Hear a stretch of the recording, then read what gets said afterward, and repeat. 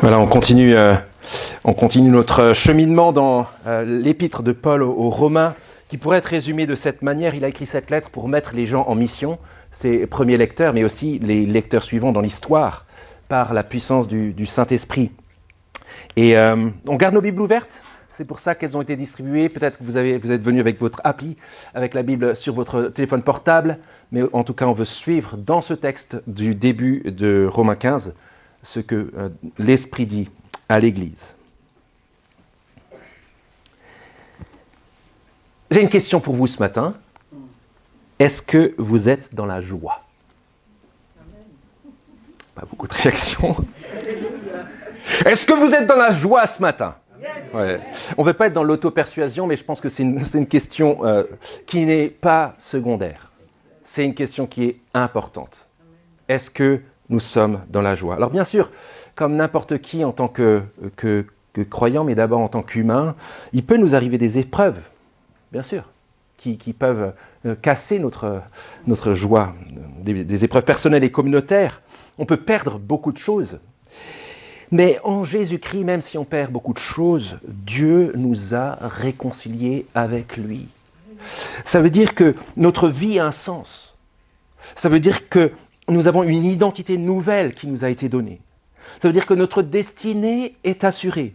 Ça veut dire que notre espérance est certaine. Ça veut dire que la vie éternelle, parfaite, que Dieu nous donne, est acquise. Elle est gagnée. Au point que Paul a dit au chapitre 8, déjà à la fin du chapitre 8, comme une conclusion, je suis persuadé que rien ni personne ne peut nous séparer de l'amour de Dieu en Christ Jésus, notre Seigneur.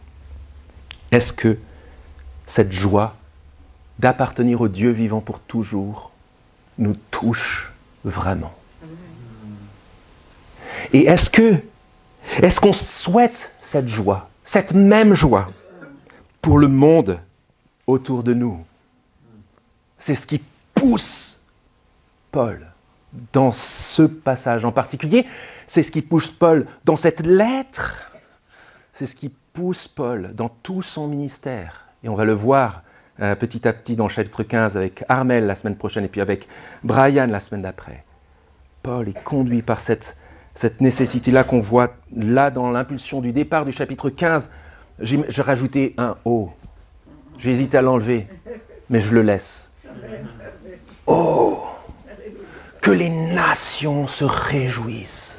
Ô Seigneur, que les nations se réjouissent. Et on voudrait dépasser notre tendance parfois à être des chrétiens droupis. Vous connaissez Droupy, le chien qui fait la tronche et qui dit « I'm happy ». On voudrait dépasser ça.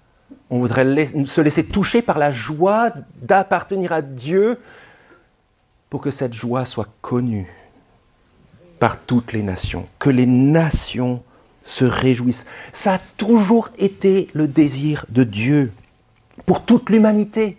C'est pour cette joie que Christ est venu dans le monde. Et c'est pour ça que le cœur de la mission que Dieu a confiée à l'Église, c'est que les nations connaissent la joie irremplaçable de le connaître lui, d'être unis et réconciliés avec lui.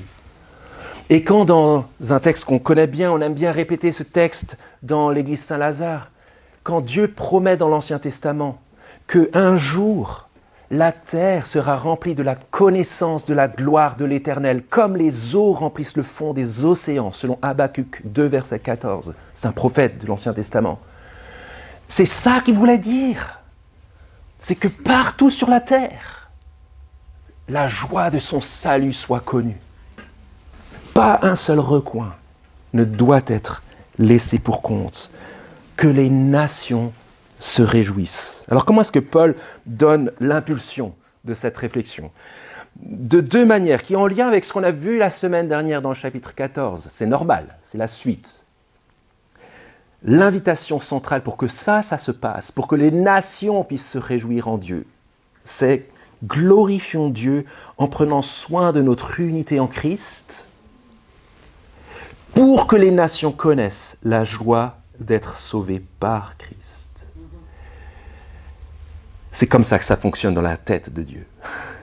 On va regarder les 6 premiers versets. Glorifions Dieu en prenant soin de notre unité en Christ. Regardez le verset 2. Que chacun de nous plaise au prochain pour ce qui est bon en vue de l'édification.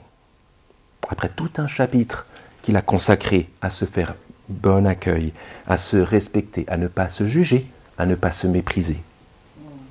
Faites en sorte que chacun plaise à son prochain. Noir comme notre monde, parce qu'il vit loin de son Créateur. Le monde présent, qui va bientôt passer, est profondément divisé. Il n'y a qu'à écouter la prière de Jonathan, il n'y a qu'à écouter l'actualité, il n'y a qu'à regarder ce qui se passe entre les pays, même au cœur de l'Union européenne où entre la France et l'Allemagne ça ne se passe pas très bien, il n'y a qu'à regarder ce qui se passe dans les familles, dans les couples, à tous les niveaux. Il n'y a qu'à regarder ce qui se passe dans les partis politiques. Il n'y a qu'à regarder ce qui se passe à tous les niveaux. Il y a des volontés d'unité, mais cette terre, malgré les volontés d'unité, est marquée par la division. La division du monde, des hommes entre eux, des nations entre eux, des couples entre eux, des familles entre elles. C'est la tristesse du monde. C'est ce qui devrait nous rendre tristes à mourir. Et ces déchirures du monde se continuent parfois dans l'Église. Vous savez, quand on a des églises qui sont divisées sur des points secondaires, on a pris le temps là-dessus la semaine dernière, qui sont divisées par des problèmes d'égocentrisme ou d'égoïsme, c'est l'anti-verset 2, « Je fais ce qui me plaît ». Qu'est-ce que l'Église communique là? Quand on a des églises qui sont fières, très fières, tellement fières qu'elles sont plus fières de leur civilisation, de leur pays, de leur culture, de leur couleur de peau, que de l'Évangile. Qu'est-ce que l'Église communique quand les églises se divisent sur des points comme ça? Des églises qui sont aussi prises au piège, qui se laissent prendre au piège de partis pris sociaux et politiques. On le voit de plus en plus dans ce monde. Ça m'afflige. Quand on est chrétien, on ne vote pas pour lui. Quand on est chrétien, on devrait voter pour lui. Ah non, surtout pas eux. Dans la société, dans la politique. Quand ces partis pris de la société déchirent l'Église, qu'est-ce que l'Église communique au monde? Moi, je pense que d'une certaine manière, c'est que l'Église se laisse conformer par l'esprit de ce monde présent. C'est ce qu'on dit, et on sait très bien chacun qu'on est vulnérable à ces choses-là. Quand une Église fait ça, quand des groupements d'Églises font ça, quand une Église locale fait ça, au lieu d'apporter la paix et la joie de Dieu, elle apporte et elle excite des divisions du monde. Elle alimente la tristesse du monde sans Dieu. Alors qu'elle devrait être un panneau indicateur vers la beauté de Dieu, une flèche vers Dieu, elle ressemble à un panneau de voie sans issue, ou elle ressemble à un panneau de demi-tour. Tu vas dans l'église pour trouver autre chose, et puis tu te rends compte que tu te retrouves à la case départ, parce que ça, c'est comme les déchirures du monde dans l'église. Vous savez que je trouve que le chant de John Lennon, Imagine, est assez symptomatique de ça. J'y reviens régulièrement, mais je ne suis pas le seul. Le nombre de personnes qui citent, qui souhaitent ce que John Lennon souhaitait. Imagine qu'il n'y ait plus de frontières. C'est pas difficile à faire. Aucune cause qui nous pousse à tuer, à mourir. Tu peux bien penser que je suis un rêveur, mais je ne suis pas le seul. Mon espoir, c'est qu'un jour tu nous rejoignes et le monde vivra comme un seul homme. Imagine qu'il n'y ait aucune religion. Imagine qu'il n'y ait plus de ciel, enfin on arrivera à cette unité.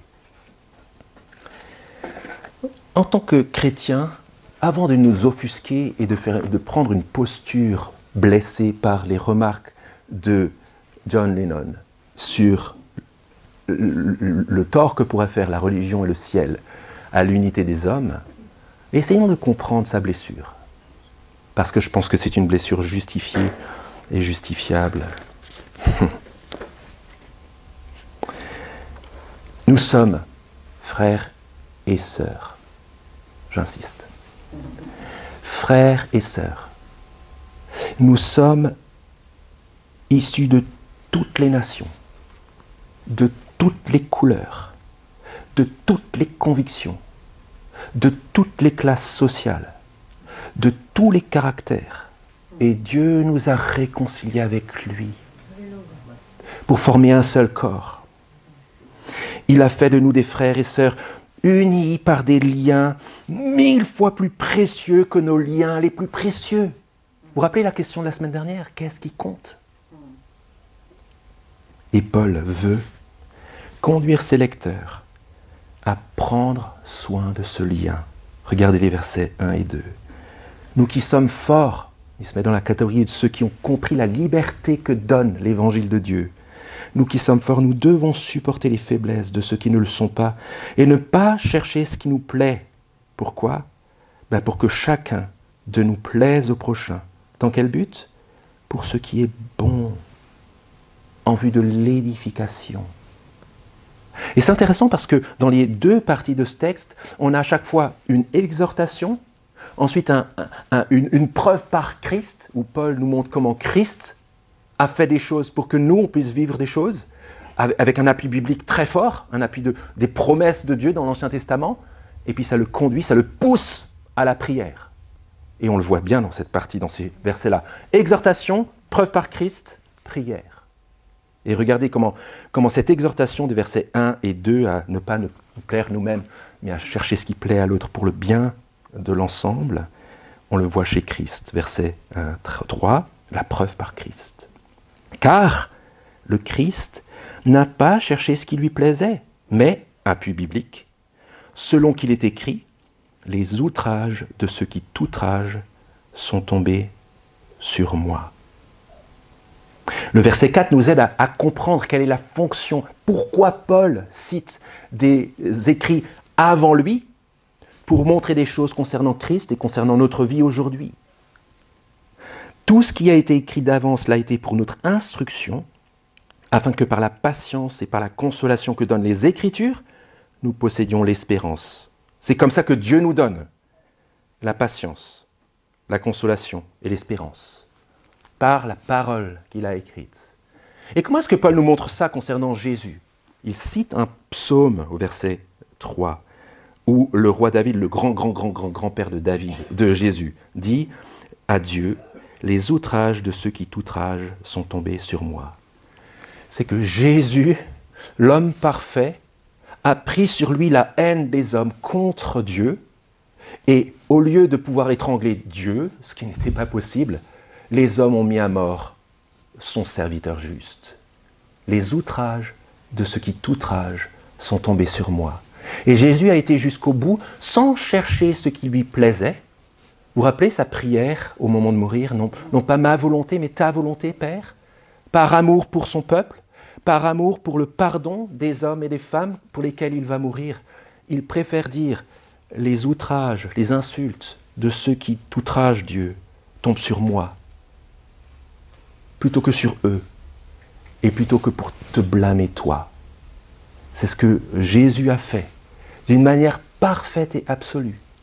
Il n'a pas cherché ce qui lui plaisait, mais il a cherché le bien de ceux pour qui il est mort, et la gloire du Dieu qu'il voulait, son Père, qu'il voulait glorifier.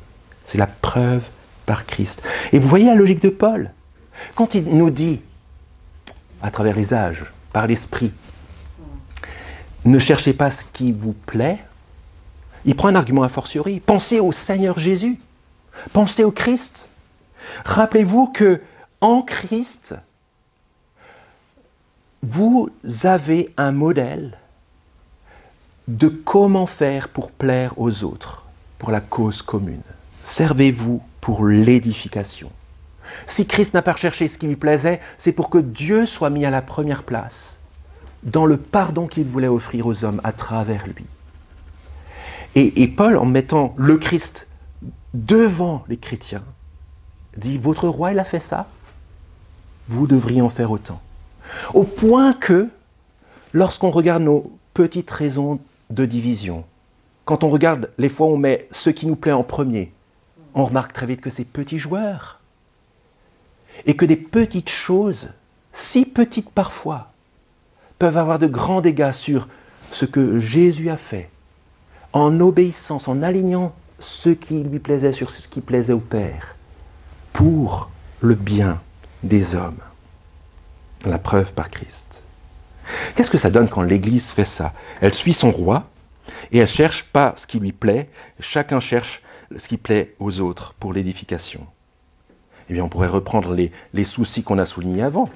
Par exemple, je peux les reprendre. Par exemple, la question d'une église divisée sur des points secondaires. Ça ne se passe plus. Ça ne se passe plus, ça. Il n'y a plus d'égoïsme, il n'y a plus d'égocentrisme, ou en tout cas, il est là, mais il s'éteint, il se dessèche. Pourquoi? Parce que chacun a en tête comment le Christ n'a pas fait ce qui lui plaisait, mais il a fait ce qui plaisait à Dieu et ce qui faisait du bien aux autres. Et du coup, mon orgueil peut s'éteindre. J'ai plus besoin d'être au centre. Et l'unité est préservée. Qu'est-ce que ça donne lorsque cet évangile-là, cet aspect de l'évangile-là, impacte des églises au niveau des origines des personnes? Ça donne des hommes et des femmes qui, au lieu de voir les civilisations, le pays d'origine, la culture, la couleur, comme un premier motif de se rassembler, voient ça comme la célébration de la beauté de ce que Dieu veut faire à travers le monde entier. En fait, quand l'évangile impacte des hommes et des femmes venus de différentes origines, de différents milieux socio-culturels et économiques, et de différentes cultures et de différentes manières d'aborder la vie, ça donne ça. Regardez-vous, regardons-nous. On peut voir dans l'église Saint-Lazare des hommes et des femmes qui, modelés par l'évangile, préfèrent de loin l'évangile à leur raison civilisationnelle, à leur pays d'origine, à leur culture, à leur couleur. Parce que ce qui nous rassemble, c'est ce qui plaît à Dieu. Et ce qui plaît à Dieu, c'est son évangile. C'est la bonne nouvelle de Dieu pour tous les hommes. Regardez le témoignage que ça donne au monde déchiré. Dernière chose, et le même aspect concernant les questions politiques. Bien sûr qu'on peut avoir des positions politiques. C'est pas ça la question, voter pour les uns et pour les autres. Mais pas au point de dire, quand tu es chrétien, tu votes tel ou tel. Au point de se dire, ce qui compte, c'est le respect des autorités telles qu'on les a vues avec Brian il y a quelques semaines, chapitre 13, les 7 premiers versets. Et on le fait pour glorifier Dieu. Et on ne laisse pas les déchirures sociales, sociétales, politiques devenir la gangrène de notre unité. Parce que ce qui compte, c'est notre roi qui a dit « Les outrages de ceux qui t'outragent sont tombés sur moi ». Sachant ça, est-ce que vous ne vous sentez pas tout petit? Est-ce que vous ne vous sentez pas repentant? Est-ce que vous ne sentez pas votre besoin radical de voir des choses changer dans vos vies? Eh bien, Paul le sous-entend aussi. Parce que vous voyez que ce qu'il vient de dire le pousse à la prière pour les Romains. Prions cela avec Paul, verset 5. Sur la base de cela, que le Dieu de la patience et de la consolation nous donne d'avoir une même pensée les uns à l'égard des autres, selon le Christ, Jésus. Le Dieu qui est notre Dieu est le Dieu qui nous aide à être patients les uns avec les autres. Et il nous donne cette patience. Le Dieu dans lequel nous croyons, avec lequel nous sommes réconciliés, est le Dieu de toute consolation. Nos blessures, bien sûr qu'on a des blessures sociales, sociétales, ethniques, relationnelle à tous les niveaux. Bien sûr qu'on en a tous. Mais la consolation se trouve auprès de Dieu, notre Père. Il est le Dieu de toute consolation et qui nous donne, qui nous libère pour avoir une même pensée selon le Christ, afin que d'un commun accord, une seule voix, on puisse glorifier Dieu le Père de notre Seigneur Jésus-Christ. On puisse faire comme Jésus quand il est mort. Au moment où Jésus meurt pour lui sans chercher ce qui lui plaît, il est en train de montrer l'amour du Père, de glorifier Dieu, de montrer l'amour, la beauté, la justice, la sainteté de Dieu qui nous aime. Et Paul est en train de dire dans sa prière que lorsqu'on cherche cela et qu'on prie cela, on montre Dieu.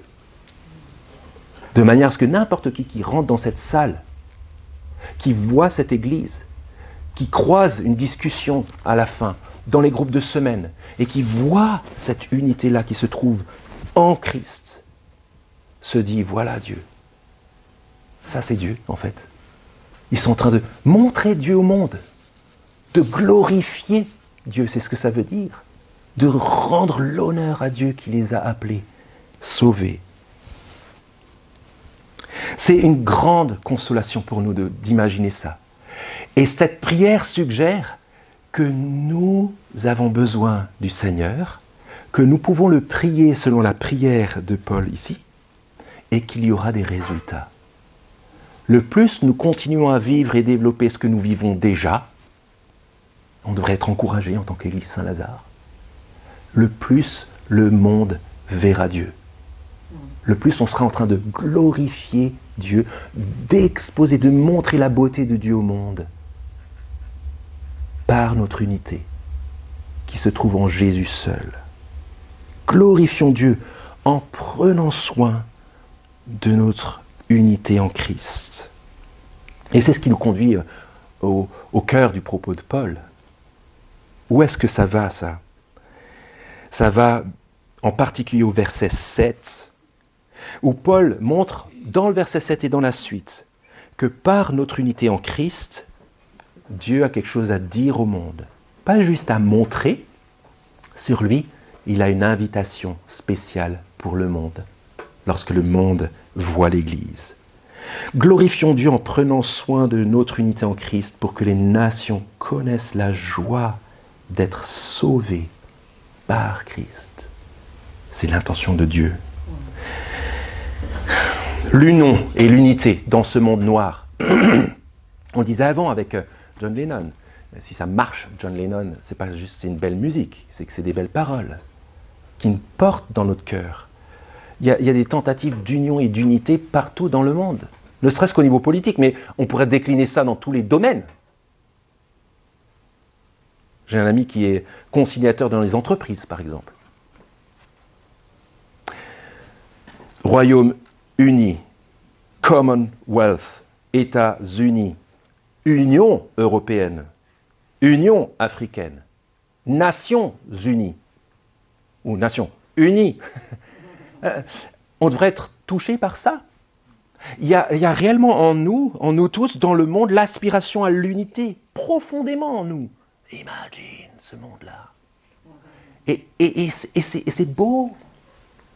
Et c'est bien, et ça dit quelque chose de notre aspiration humaine à trouver cette joie d'être enfin unis. Il y a Simon et Garfunkel d'ailleurs qui ont chanté un chant « Last night I had the strangest dream I ever dreamt before ». C'est un rêve que j'ai fait, j'avais jamais rêvé ça avant, et en fait les gens mettent leurs armes sur un grand feu et ils dansent autour. La joie enfin trouvée de l'unité parmi les hommes. Alors, c'est clair que spontanément, même si Paul va vers cette question de la joie dans la deuxième partie de ce texte, spontanément, on a du mal, dans la tête, en tout cas moi, à mettre ensemble la notion d'unité et de joie. C'est compliqué, ça. Alors, l'unité, c'est plutôt pragmatique. L'unité, c'est mieux que la guerre. Voilà.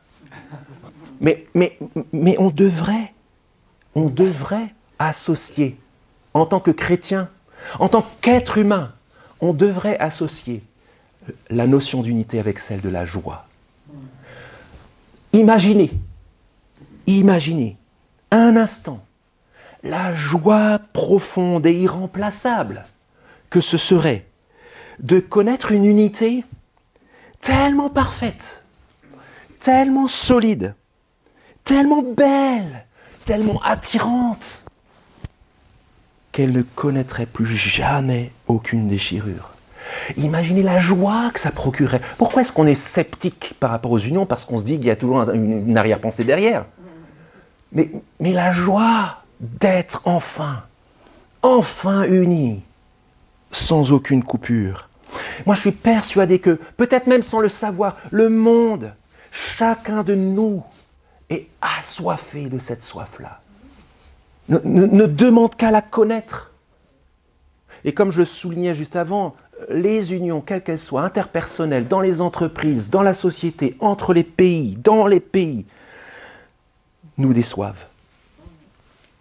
C'est pas que les promesses sont mauvaises, c'est que elles ne sont pas à la hauteur des promesses de l'unité. Peut-être parce qu'elles sont motivées par des intérêts particuliers, unité économique, unité sociale, unité politique, unité commerciale, ou peut-être aussi parce qu'elles sont enfermées dans une convergence de luttes. Alors tout le monde s'unit pour une lutte en particulier, et tant pis pour les autres. Ben ça, c'est une unité myope. C'est une unité quasi égocentrée. Parce que tu mets tous ceux qui sont égocentrés de la même manière ensemble, et ça fait une union. Mais ce n'est pas ça l'union qui va changer le monde, si c'est une union basée sur la colère. Je pense qu'on pense à certaines personnes à ce stade-là de mon propos, mais on ne devrait pas juste penser à certains partis politiques. On devrait comprendre la colère et on devrait comprendre la frustration.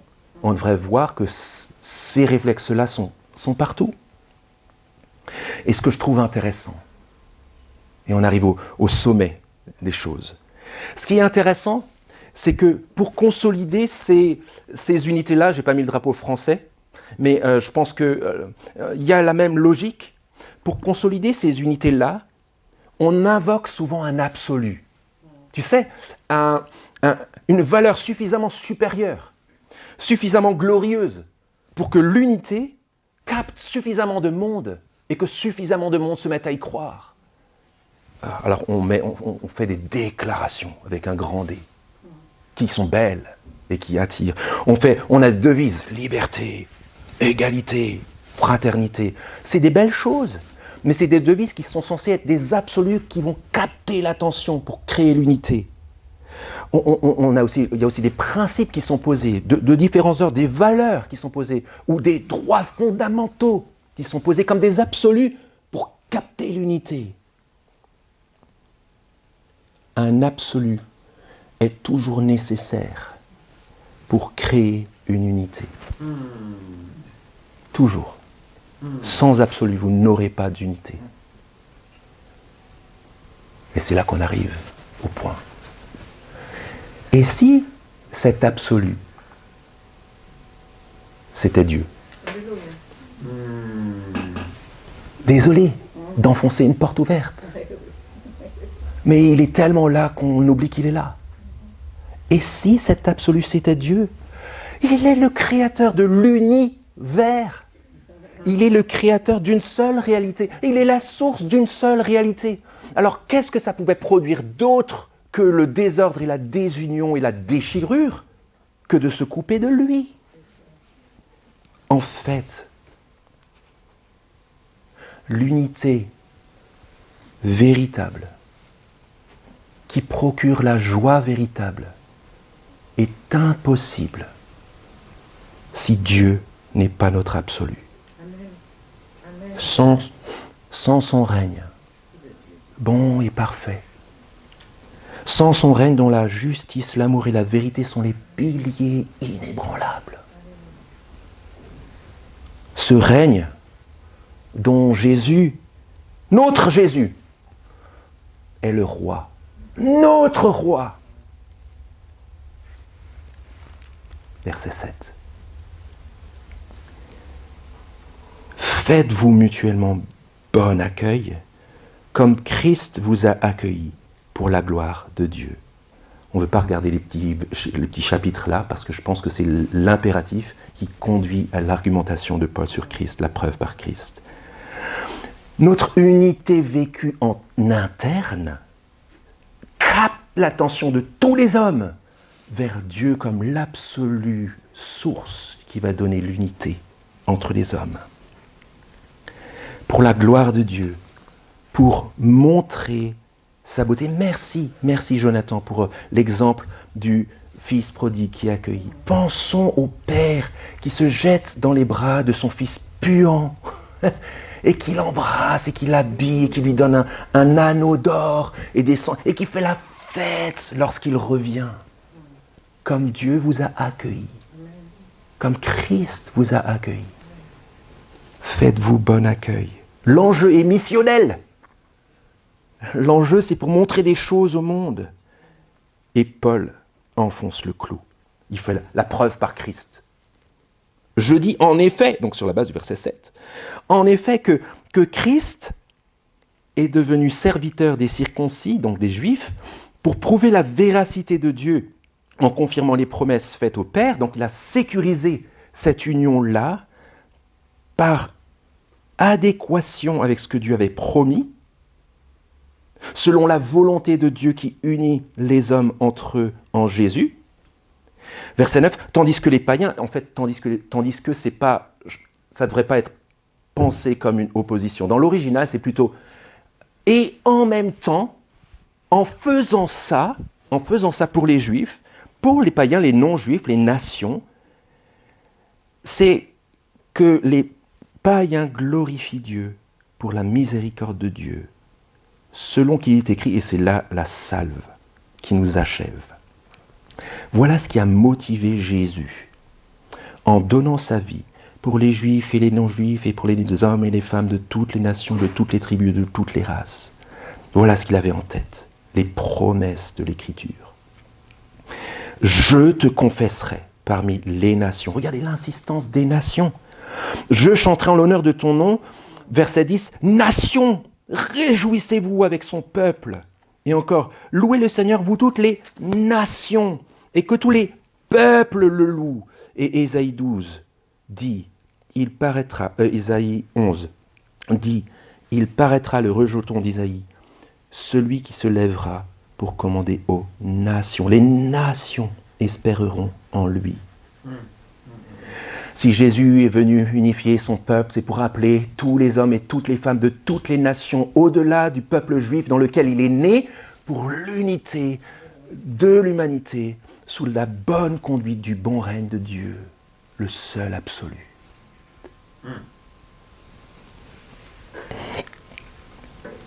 Glorifions Dieu en prenant soin de notre unité en Christ pour que les nations connaissent la joie d'être sauvées. Est-ce qu'on est joyeux? Est-ce qu'on connaît la joie du salut? Est-ce qu'on laisse la joie de Dieu nous transformer? Est-ce que la joie, c'est notre première pensée le matin en se levant? Je repense à Jean Karim, un frère en Christ dans une des premières églises où j'étais, qui priait tous les soirs, donne-moi de m'endormir dans ta paix et de me réveiller dans ta joie. Je trouve ça, c'est une super prière. Que le Seigneur nous renouvelle son amour, qui nous rappelle comment il nous a accueillis, qui nous rappelle sa grâce, qui nous rappelle son amour, qui nous rappelle sa fidélité, qui nous rappelle son espérance, qui nous rappelle sa bonté, qui nous rappelle son pardon. Et je suis sûr que vous avez votre liste à vous, et que ça nourrisse notre joie. Et qu'avec Jésus qui avait ça en tête, qu'on puisse dire, verset 10, « Nation, réjouissez-vous avec son peuple. » Il n'y a pas d'unité véritable sans le Dieu créateur. Et il n'y a pas donc de joie véritable sans le Christ sauveur. John Lennon qui dit, imagine qu'il n'y ait pas de ciel pour cette unité, qu'il n'y ait pas de religion, pour lui ça veut dire qu'il n'y ait pas de Dieu. Est-ce qu'on va laisser dire ça? On va laisser les nations croire ça? Moi je comprends vraiment John. Mais honnêtement, on n'a rien à dire. On a entre les mains tout ce qu'il nous faut pour que les nations n'arrivent pas à la conclusion de John. Et ça nous conduit à prendre en considération notre besoin d'être impacté constamment par l'Évangile. C'est pour ça que Paul prie une deuxième fois. Pendant des chapitres, il n'a pas prié, là, bim, il prie de nouveau. Parce qu'il sent en 13 versets le besoin de dépendre du Dieu et Père du Seigneur Jésus-Christ. Verset 13, nous prions que le Dieu de l'espérance nous remplisse de toute joie. C'est lui qui va faire ça. Et de toute paix dans la foi, pour que nous abondions en espérance par la puissance du Saint-Esprit. Que le Seigneur nous impacte par la joie qui vient de lui. Elle est si logique cette prière, mais qu'on l'a prie avec foi. La joie profonde qui jaillit de l'unité enfin de retrouver des hommes avec leur Créateur. Dieu a toujours voulu l'offrir au monde par son Fils. Et il a voulu l'apporter au monde par son peuple, par l'Église. Une Église qui vit, qui croit, qui proclame cet amour, ce pardon, cette réconciliation, cette consolation, cette restauration, cette adoption, cette espérance. Peut-être qu'il y a des personnes parmi nous qui se diraient « Moi, Dieu, tout ça, Jésus, moi, je suis du côté de John, en fait, je suis blessé. » Honnêtement, écoutez, il y a une autre voix. Et comme Paul prie que l'Église dise d'une même voix la beauté du projet de Dieu, essayez, venez, espérez dans ce Dieu-là, pas le Dieu des clichés, le Dieu qui unit, qui apporte la joie éternelle. C'est pour ça qu'on a besoin de prier. Je vous invite à un temps de silence. Pourquoi pas regarder les prières de ce texte? Et moi, je m'appuierai sur un texte de l'Ancien Testament, juste à côté de ce que Paul a cité.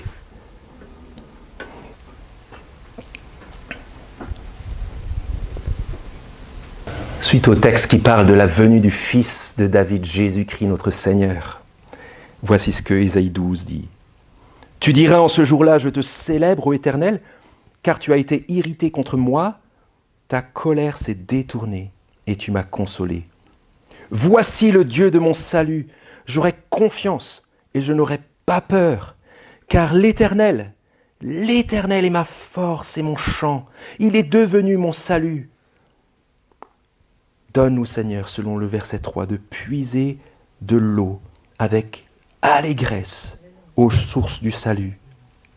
Que nous puissions dire en ce jour-là, à la suite d'Ésaïe, louez l'Éternel, invoquez son nom, faites connaître ses hauts faits parmi les peuples, rappelez que son nom est sublime. Psalmodiez en l'honneur de l'Éternel, car il a fait des choses magnifiques, qu'elles soient connues par toute la terre. Seigneur, oh, que toutes les nations se réjouissent. Et nous te prions, Seigneur, que dans ta grâce, tu nous impactes par ta joie. Et nous te demandons pardon parce que nous sommes si petits joueurs, nombrilistes, en pensant que des choses secondaires vont nous apporter la joie que tu nous as déjà donnée. Et nous te prions, Père, que dans ta miséricorde, notre unité en Christ, dans la joie en Christ, rayonne, que en tant qu'Église Saint-Lazare, nous montrions au monde l'unité parfaite dans le Dieu vivant et vrai, pour la joie éternelle. Nous te remettons nos amis, nos familles, toutes celles et ceux que nous connaissons et qui ne te connaissent pas encore. Et nous te prions que tu les touches par ta joie, dans le nom de Jésus. Et pour ta gloire, montre-toi, s'il te plaît, dans le nom de Jésus. Amen. Amen.